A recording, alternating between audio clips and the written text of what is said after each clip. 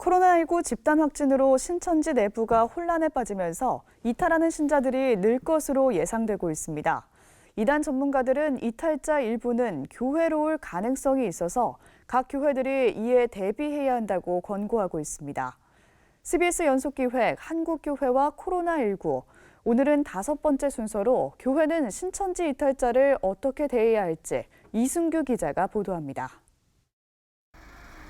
지난 2월 코로나19 확진 판정을 받은 31번 환자. 신천지 신도인 31번 확진자 이후 대구와 경상북도를 중심으로 코로나19가 빠른 속도로 확산됐고 신천지 집회 장소들은 모두 폐쇄됐습니다. 아직까지 신천지가 집회를 열고 있지 않아 코로나19 영향이 신천지 내부에 어떤 영향을 미쳤는지 알 수 없습니다. 다만 전국의 이단 상담소에는 신천지 관련 상담 문의가 이전보다 늘고 있다고 상담소 관계자들은 얘기하고 있습니다. 지금까지 가족들도 알지 못했던 신천지 신도들이 여러 경우를 통해 드러나고 있습니다. 먼저 코로나19 확진 판정을 받아 가족들에게 통보되는 경우입니다.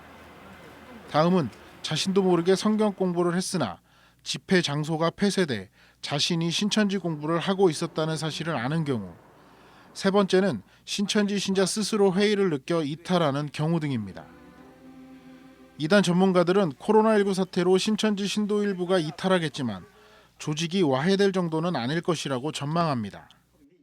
이만희 교주의 어떤 신변의 구체적인 변화, 그러니까 와병이라든가 또는 갑자기 눈에 현저하게 건강에 이상이 있다, 이런 것들이 두드러진다거나 그러지 않는 이상, 그리고 이만희 교주의 어떤 사후, 그 시점을 기준으로 해서 그 이전과 이후가 완전히 달라질 거란 말이죠.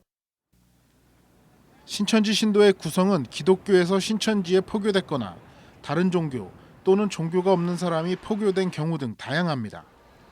원래 기독교 신자였다 신천지에 포교당한 사람은 이탈 이후 교회로 돌아올 가능성이 있습니다. 그렇다면 그들은 교회에 잘 적응할 수 있을까? 신천지에서 이탈해 교회로 돌아온 이들은 교회 적응이 아주 힘들다고 얘기합니다. 말을 안 하고 들어가신 분들이 대부분 많아요. 왜냐면 말을 하면 후유증이 아무래도 더 눈치올 때도 있고 이런 것들 때문에 일단 우리 자체가 트라우마가 일단 제 마음에 다 있기 때문에 섞이질 못해요. 근데 섞이려고 노력해도 힘들어요, 제 자신이. 이단 전문가들은 신천지 신자를 회심시키고 교회로 또는 사회로 돌아오도록 하기 위해서는 절대로 회심을 강요하지 않도록 당부했습니다. 가족들이 알게 됐을 땐 절대 강압적으로 윽박 지른다거나 무리하게 이제 요구를 하면 그러다 보면 갈등이 유발돼요.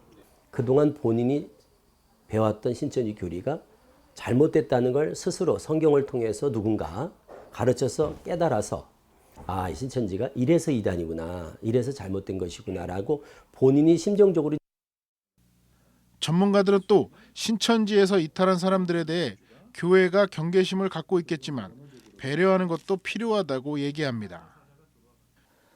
지금까지 방송이나 또 교회에서 보여주는 이런 내용들은 신천지에 대한 부정적 시각들이 굉장히 많습니다. 그래서 자칫 잘못하면 교인들이 신천지에 대한 거부감, 거리감들을 가져서 신천지 신도들이 교회에 유입되었을 때 상처를 입을 가능성이 있습니다. 이단 전문가들은 신천지에서 이탈해 가정이나 교회로 돌아왔을 경우 이탈 경위가 어떻든지 간에 이단 상담소와의 상담을 통해 서서히 회심시키는 것이 필요하다고 강조합니다. CBS 뉴스 이승규입니다.